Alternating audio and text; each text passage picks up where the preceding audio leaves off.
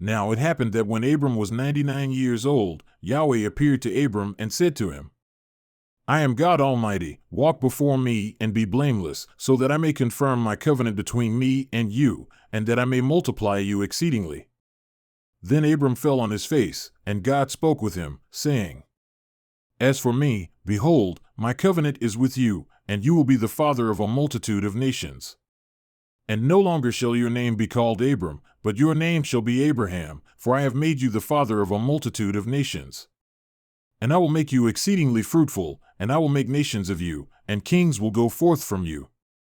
And I will establish my covenant between me and you and your seed after you, throughout their generations for an everlasting covenant, to be God to you and to your seed after you. And I will give to you and to your seed after you the land of your sojournings, all the land of Canaan, for an everlasting possession, and I will be their God. God said further to Abraham, Now as for you, you shall keep my covenant, you and your seed after you throughout their generations. This is my covenant, which you shall keep, between me and you and your seed after you. Every male among you shall be circumcised.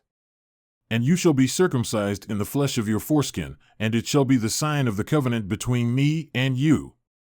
And every male among you who is 8 days old shall be circumcised throughout your generations, one who is born in the house or one who is bought with money from any foreigner, who is not of your seed.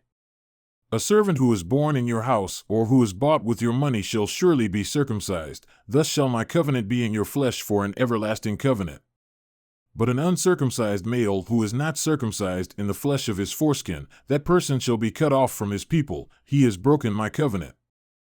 Then God said to Abraham, As for Sarai your wife, you shall not call her name Sarai, but Sarah shall be her name. And I will bless her, and indeed I will give you a son by her.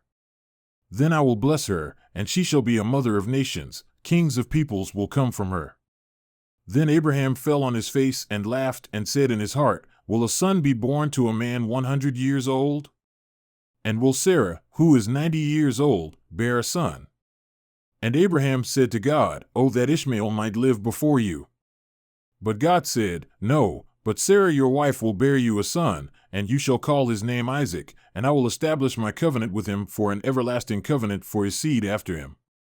As for Ishmael, I have heard you. Behold, I will bless him and will make him fruitful and will multiply him exceedingly. He shall become the father of 12 princes, and I will make him a great nation. But my covenant I will establish with Isaac, whom Sarah will bear to you at this season next year. So he finished talking with him, and God went up from Abraham. Then Abraham took Ishmael his son, and all who were born in his house, and all who were bought with his money, every male among the men of Abraham's household, and circumcised the flesh of their foreskin in the very same day, as God had spoken with him.